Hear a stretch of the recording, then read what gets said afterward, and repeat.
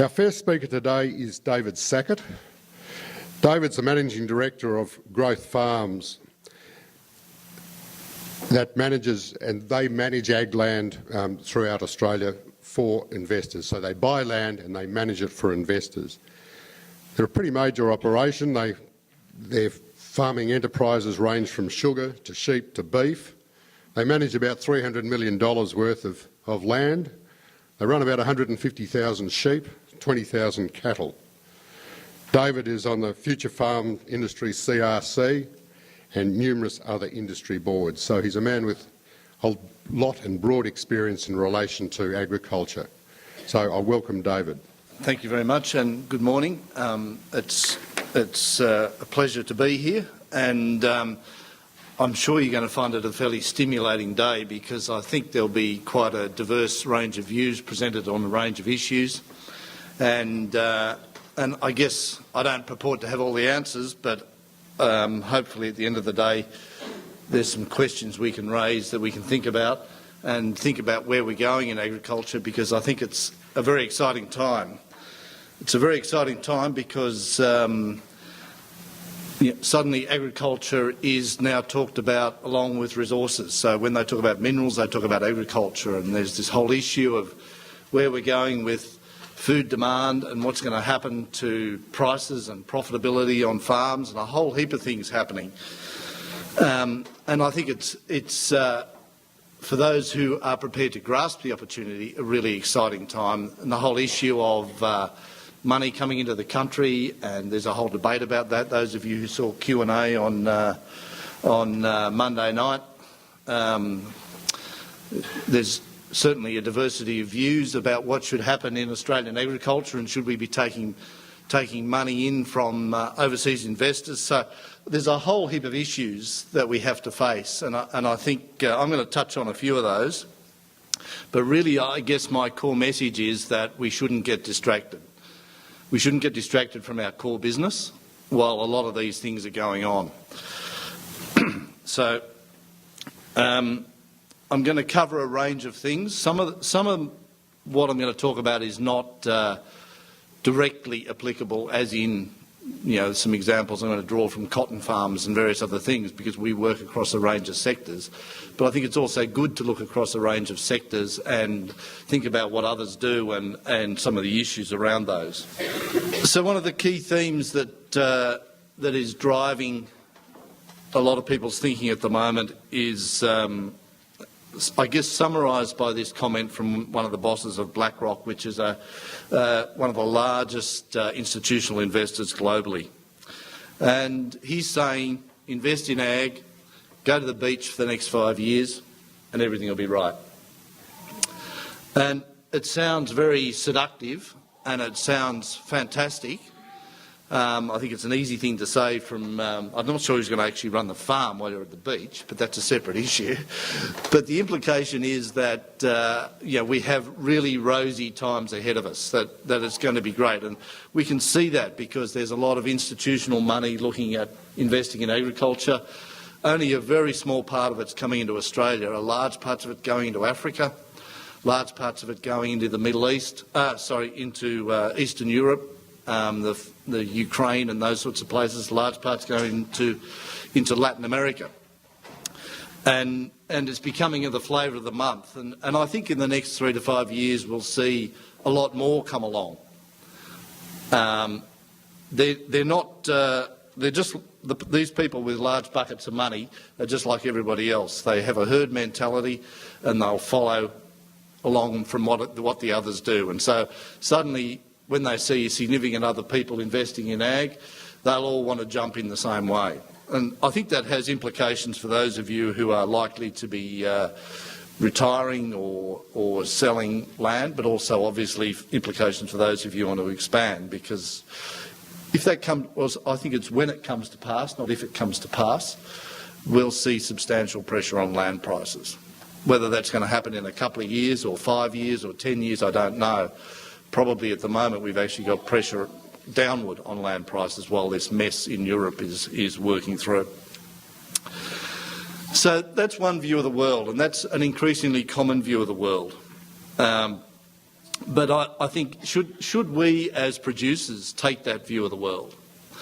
And I think it's, as I said, seductive, but I think it's actually dangerous if we do, because there's a lot relying on that happening and that coming to pass for the long-term trend in commodity prices to change. So I think as part of that, we've got this whole sort of investment scene changing. On top of all that, we've got a range of other issues that I think are probably relatively immediate and urgent for farmers to focus on. We continue to lose farmers from agriculture. On average, over the last 50 to 70 years, we've lost about 1,200 per annum. Now, I think that's a good thing, not a bad thing.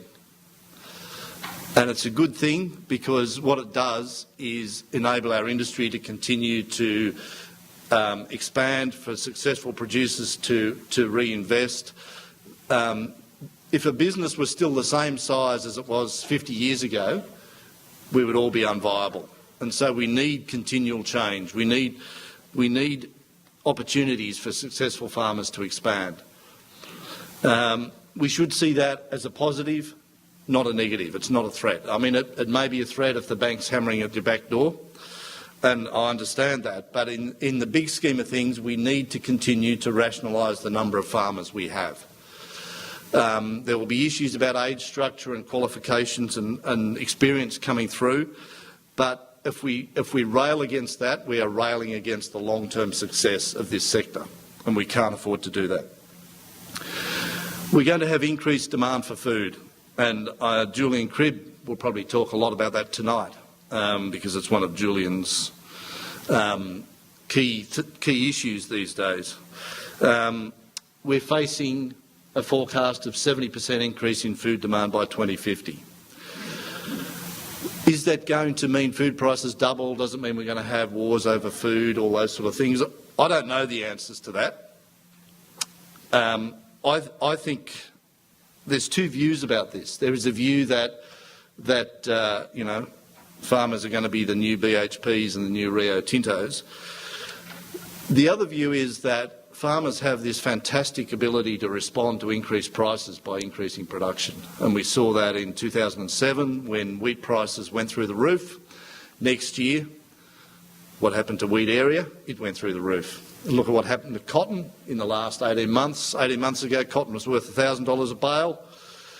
Cotton wall to wall, wherever cotton could be grown, price now $360 a bale. So farmers have this fantastic ability, when there's a good price signal, to generate a lot more product. And I think we tend to underestimate that. And I guess this sort of thesis was first proposed by Malthus when he said population increases exponentially and food supply increases linearly and we're going to run out. It was then came up again the Club of Rome in the 1960s, you know, we're going to run out of food. And in fact, we've got much more food than what we've ever had. I think the key uncertainty around it is the role of water in that food production system. So a large amount of the food that's produced globally is dependent on water. A lot of that water is being used unsustainably, particularly out of bores. And so I think the question around water is probably a key one, and one that may be different this time to other points about food running out. At the same time, we've got increased demand on farmers. There are social demands. There are environmental demands that weren't there 20 or 30 years ago. You're part of a bigger picture, and the decisions you make on your farm influence others in the community, and those you are expected to take those things into account. Welfare is a major issue, and that will only continue to get more and more of an issue. And you know, the community demands a say in how their food is produced and how it's managed. Even if the Indonesians eat it rather than us, Australians still want to say in our production systems. That will only get greater. It's not going to go away. The more affluent a society is, the more they can afford to choose and pick and demand about how we produce our food. As well as getting more complex. There's more information. The information that's available is more accessible. So there's a whole range of things there that are happening. The other fundamental thing is that farming is still a good business, and it's a low-risk business. Now, people might not sort of agree with me that it's a low-risk business, but the reason it's a low-risk business is that you're sitting on an asset that appreciates in value by 6 to 8% per annum over the long term. There are very few businesses that sort of underpin your returns by 6 to 8% per annum. What is the variable part, of course, is the operating yield, and that is variable. But agriculture is low risk. If you go and buy a corner store and pay $500,000 or $1 million for it, or whatever the number is, someone can come along tomorrow and open a Woolies around the corner and blow your store out of the water. That can't happen in agriculture. Your land sits there, it underpins your wealth accumulation over time. And so it is low risk from that point of view. Sure, the operating returns are volatile, but in terms of the risk to your capital, it is low. I think even though the risk to your capital is low, I think there are some really interesting things to think about. And basically what we've got are businesses that are quite volatile in their returns. And this is actually a cotton farm. I'm glad to say not one that we manage. But the key thing about that is that a third of the years produced 90-odd% of the profits. Irrigation tends to be more volatile. There was a couple of bad years there with some pretty poor decision making. But over the long term, there are a small number of years where you make most of your money. If we look at the same thing for a livestock operation, it's a similar story. Not quite as extreme because it doesn't have the same volatility as cotton does. But the best third of the years generated half the profits in that business over about a 18 or 20 year period. So you need to set your business up to think about how to manage those things. How do we capture those good years, and how do we minimise the downside in the bad years? I think there are some really important points to think about when we come to think about managing this. The good years tend to be when both seasons and prices coincide. They both come together. The problem with it is that neither are predictable.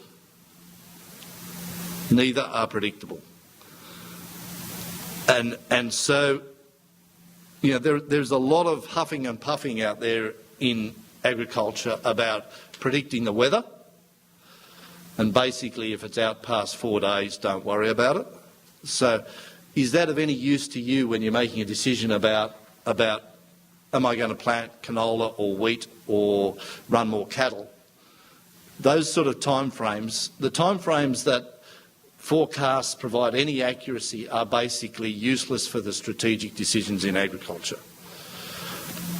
But they're good for saying, will I cut that paddock for hay, or will I spray that paddock, or will I sow that dry? But they are useless for the big strategic decisions because they simply are not accurate out far enough. And sure, you'll hear people get it right occasionally, but they don't tell you about when they got it wrong. And so great tools for short-term stuff in terms of seasons. I guess irrigation is one that's a little bit different in that you've got this dam upstream which actually provides some reservoir for you, and so you can have some predictability of water availability in advance, but that's the exception. Prices are totally unpredictable as well, and again, we've looked at this issue because we have people sitting in offices in London who say the forward market for wheat is looking disastrous. Why are you planting wheat this year?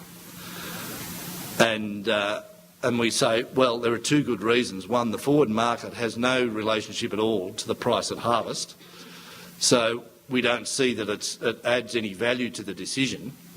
The second reason is that we take a philosophy that the best thing to do is to have an agronomically, technically sound business and maximise the yield, because we can't do much about the price side of it. And we look at ABARE forecasts, and ABARE is fantastic at some things, but it's not very good at forecasting. Is it ABARE's fault? No.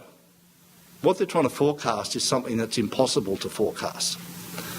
And if you look at their track record, it is effectively random. It has no bearing on the price. The price forecast at the annual GabFest in Canberra in February every year has no relationship at all to the price achieved at harvest. It's random. Now, I think they should just stop doing it because it just distracts everybody. But the point is that if we're trying to capture this volatility that we've got in agriculture, we don't have tools which tell us in advance what the outcome is going to be. So our farm system needs to be resilient, but it also needs to be responsive. Because you can't predict the seasons, because you can't predict the price, you've got to set up the system that's going to give you the best chance of delivering over the long term and be able to tweak it on the way through so that in those good years you convert as much as you can into a saleable product. If we think about resilient farm systems, what sort of issues are we thinking about? The downside and the upside. So we've got to limit the downside in bad years, and we've got to have quick recovery after those bad years. So we see a lot of farm businesses now that still have not recovered at all in terms of their production, not even financially, but in terms of their production from some of those horror years through the early 2000s. They were difficult years, and they were really hard to make right decisions in those years.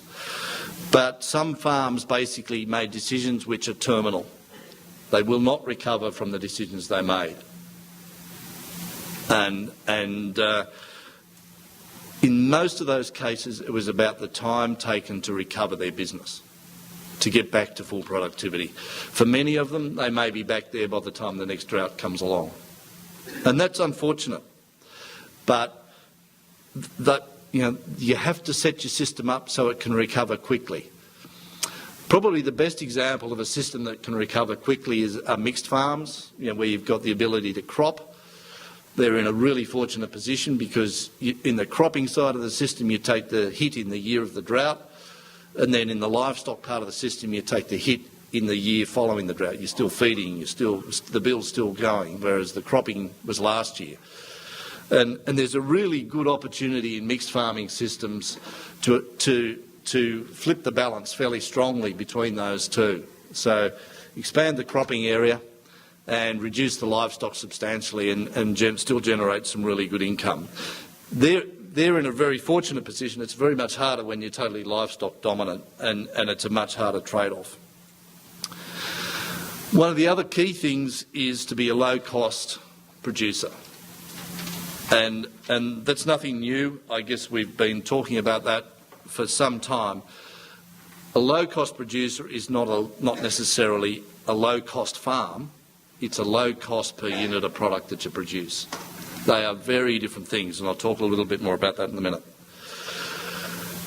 There's the inevitable question, does a resilient farm tend to be low input, or does it tend to be higher input?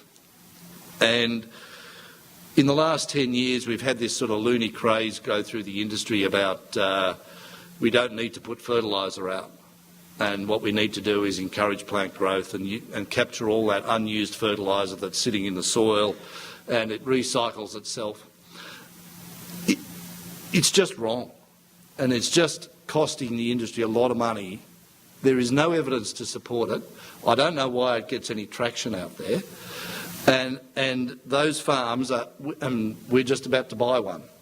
It's fantastic buying because he stuffed it up so badly, because of this belief that he doesn't need to do those fundamental things anymore. And with strategic use of fertiliser and the right inputs, the productivity of that farm will be changed by 50% in a couple of years. So it's not about low input or high input necessarily. It's about what is the best thing that drives the system over the long term. And when we think low or high input, we tend to immediately think about fertiliser and pastures and high input pasture systems, all those sort of things. I think it's much more than that. There are parts of the farm business where you deliberately want very low input, as low as you can possibly get it. An example of that is machinery. Another example is labour. So you want to minimise the inputs on those things, minimise the overheads in the business. So you want a low input system for some characteristics of the business. In other parts of the business, you want relatively high inputs. So you want your farms relatively well fertilised so that they are responsive, and when you hit those bad years where rainfall's a constraint, you grow 2 to 3 more times dry matter per millimetre on well fertilised pastures. So it's not about is a low input system right or wrong. Your different components of the business need low versus high inputs. There's always the question of should we specialise or should we diversify? And I don't think it matters, to be quite honest. I think it matters to pick the thing where you have a competitive advantage and do it well. That might be beef production, and if you're an outstanding producer of beef, then it will be a very successful business compared to someone who's an average producer of sheep.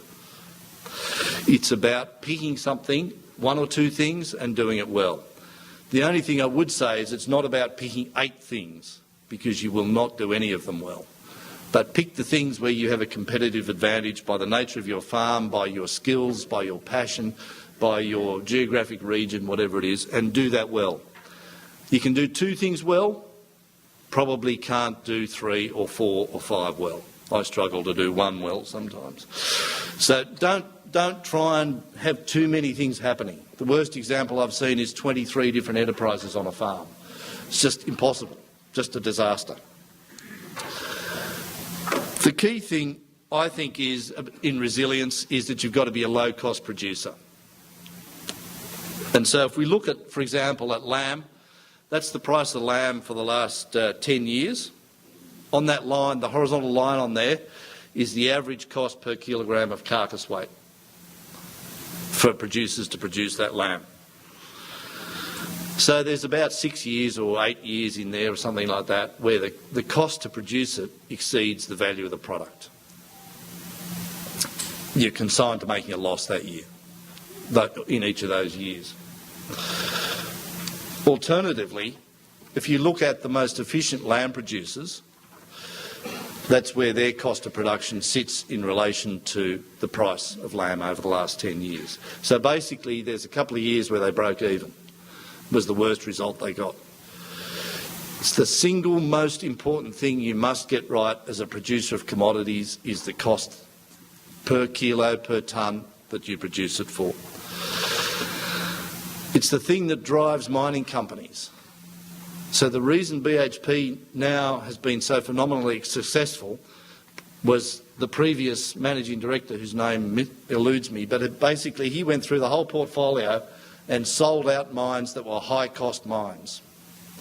He said, I'm going to focus this on the mines that are low cost, and cleaned out the whole portfolio and left them with a very good quality portfolio of mines, that being low cost. And so you're always going to be competitive in the marketplace because you're at the low end of the cost curve. Likewise for wheat.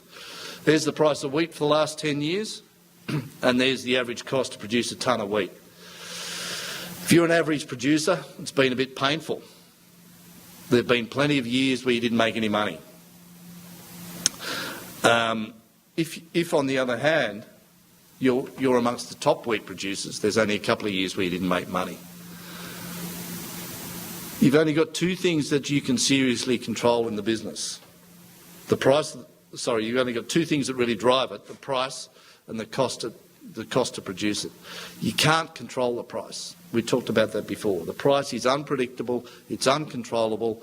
As commodity producers, it's very hard to differentiate your product. A 22 kilo carcass lamb with 3 mils of fat is the same as the next one. You can't differentiate your product to get a premium out of there. So you have to be a low-cost producer because that's the only thing that's left for you to manipulate. Can't manipulate price up, you've got to manipulate the cost to grow it down.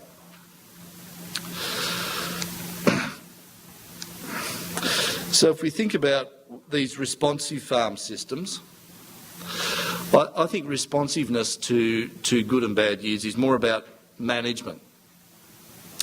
It's got to be technically sound farm business. It's got to be well fertilised. I'm not going to talk about all these things because I think it's reasonably well known what a technically sound farm business looks like if you're a cropper, if you're a mixed farmer, if you're a beef producer or a sheep producer, whatever it might be. There's plenty of information and plenty of expertise out there to guide you on how to set up a productive, technically sound farm business. It's not particularly difficult. But the key thing is, in responsiveness to those good years, is for your farm to be able to add production cheaply and quickly. So add kilograms to the animals you're selling. In a spring like last year, taking animals and putting another 20, 30, 40 kilos on them. Same again this year, hopefully. Add nitrogen to crops when you're confident about the ability of the crop to get through. Add area if you can, if you're an irrigation farmer and more water is available, add area. So there's a range of things that you can do to respond, but they have to be tactical. It's very hard to be strategic about those things. I think the other key thing in successful farm businesses is that they know what does not matter. So as I said earlier, we have this vast amount of information sloshing around and it gets vaster all the time and it makes it harder and harder to make decisions. I think we need a list of things that says what we don't worry about. And it just makes life much easier. It doesn't clutter up your mind with all the waffle that's going on. The things that I've given you a list of a few of the things that I think don't matter. Chasing price premiums. So going to becoming an organic producer or producing out of season, I think the only time you should be an organic producer is if you're in the Channel Country in Queensland and you always have been an organic producer. And you should maybe consider it then. But just the penalties in production don't justify the increased price you receive. So I just don't see any point going there. Likewise with out of season production, trying to produce steers or lambs or whatever it is when the price peaks. Price peaks for a good reason. There aren't many around. They're hard to make fat at that time of the year. So chasing price premiums in mainstream agricultural business is a serious distraction. Price risk management. Again, not such an issue with beef producers or lamb producers, but it is some reason in wheat, in cotton, it's a plague on the industry. They spend so much time trying to work out whether or not the dollar's moved half a cent and what that means. Wheat producers do the same thing. What's happened in Chicago this morning, all the market reports about all those sort of things. Just looked at a study of 1,000 farmers in the US. And those farmers, they were all involved with various price risk management strategies for their cropping. And they looked at the result from their price risk management activities, and they compared that to selling 1/12 of their crop every month through the year. Which came out in front? Sell 1/12 of the crop every month, every year. And don't worry about all these other fancy things. There is an exception to that, and that exception is if the bank is snapping at your heels and you need to sell steers for $2.20 or something like that this year to meet interest payments, then I think there is the potential to mount an argument to have price risk managed activities. Otherwise, don't bother. Just forget about it. Just get on and produce the stuff and don't worry about all those distractions. The grazing system debate, I think, is a total distraction. It only matters around the margin, and it matters maybe a little bit in managing bare land in some years, but should you move them quickly around heaps of paddocks, or should you move them slowly around a fewer paddocks, or should you leave them there all year? Does not matter. The only other exception to that would be lucerne or some other pasture that actually needs rotationally grazing to survive. Farming carbon is a serious distraction. Now, I know that might not be a popular view of the world, But all the sort of preliminary work done to date is that we have to get a carbon price of somewhere around about $200 a tonne before we start to manage our production to maximise carbon. If you can increase carbon in your existing system, and grazing systems, you can do that quite simply without foregoing production, then by all means. But don't farm carbon, don't forego production for carbon. Carbon in Europe at the moment is worth $10 a tonne, so we've got a long way to go. Now, that might appear like a sort of a Luddite view of the world. There is so much uncertainty around it, about it politically, economically and technically, that if you're starting to set your farm business up to farm carbon, then I think you're going to hope for a very long life or a chance of things coming off the way you want it. But I just think it is something that we just don't go there. Now, probably, I haven't looked at the program, probably you'll get some speaker stand up straight after lunch and say Sackett was full of crap, and fair enough, it wouldn't be the first time. But it's all too early to be doing that. 5 years, 10 years, 20 years down the track, we may have a very different view. But don't get distracted from your core business. And most new technology also doesn't matter. Most of it's irrelevant to the business. But always, obviously, look for new technology and new opportunities, but most of it will only distract you. What really does matter in your farm business? 3 things. Those 3 things: productivity, productivity and productivity. Productivity is very different to production. It's not about maximising the amount you produce. Productivity is the amount you produce in relation to what you put in. What you're putting in is fertiliser, machinery, labour, a whole heap of things going in. It's about the amount coming out in relation to what goes in. So what we want are highly productive systems, i.e. we want as much coming out as what we can for the inputs that we're putting in the bottom.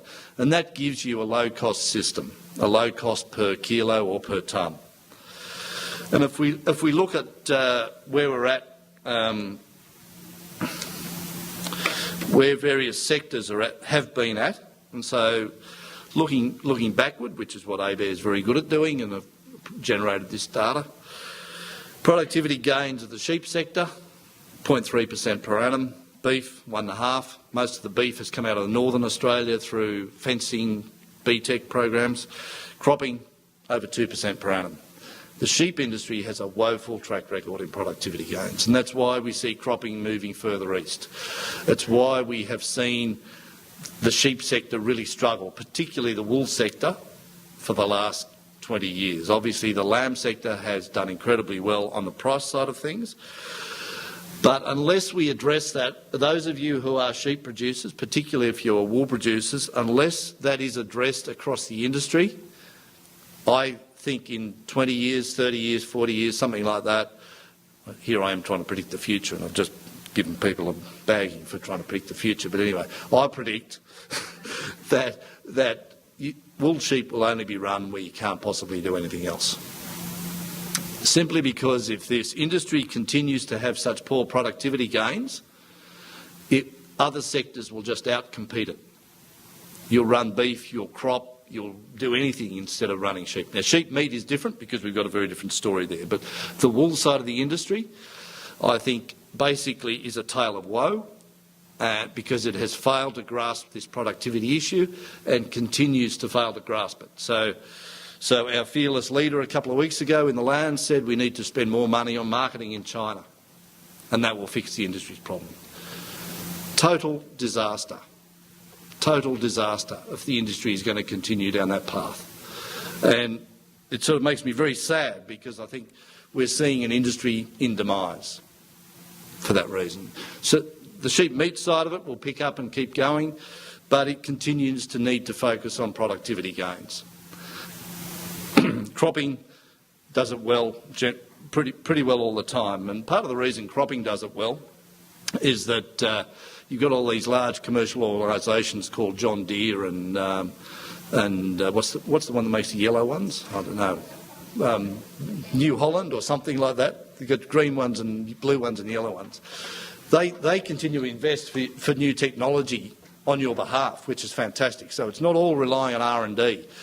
But every year when the header comes, they seem to add another 300 mils out to the side. Every year when the shearer comes, his back's worse and the comb is no wider than it was last year. And unless we can address some of those issues, we've got a real problem in the wool side of it. And that's why we see Dorpers coming in. You know, Dorpers are now 12% of the flock in WA, I think. So where are these gains going to come from that we're going to rely so heavily on? They're going to come from productivity of labour, and I think this is a really important issue because in the next 10 years or so, labour shortages are going to get even harder than what they are now. You know, Gina Reinhardt needs 1,700 people to help her dig a hole in the ground. Agriculture is going to be affected, and certainly in WA, if you go to WA now, the people that are, it is much harder in agriculture in WA to attract and retain staff than it is over here. But that will only continue. So I think we need to be asking the question of our farm businesses. What do we need to do to set up our farm so in 10 years' time we can run it with half the amount of labour? I think you've got to take that question away and think about it. In 10 years' time, if I have half the amount of labour, how will I be able to run my farm? And you need to start setting it up now, start investing in that. Be it technology, fancy new technology, or be it simple stuff like fences and laneways and various things like that.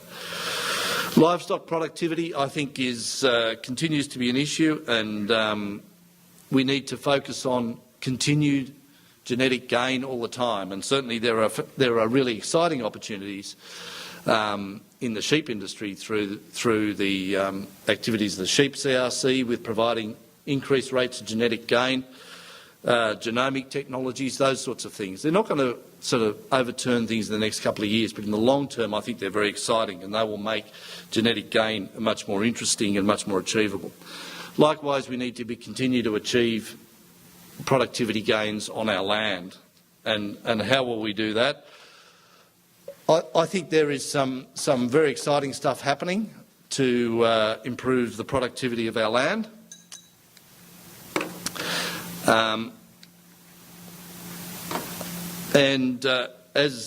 As was mentioned in the introduction, I'm involved with Future Farm Industries CRC, and I just wanted to show you a few examples of things that are coming down the pipeline, which may not come out the end, but you know, some of them are pretty exciting in terms of what they have to offer, and that they'll offer for farms in this region in the sort of systems that you've got here. There's a lotus, a legume, which is is just in the pre-commercialisation phase, and the advantage of this lotus as a legume is its acid tolerance.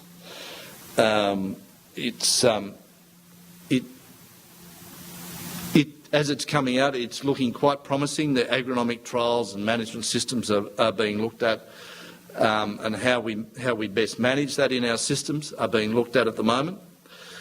We've got drought-tolerant phalaris, cocksfoot and fescues. The biggest issue we've got with perenniality in our systems, I think, is persistence. And so if we can bring in more persistent perennial species, then I think that is a big boost for perenniality and productivity of our systems.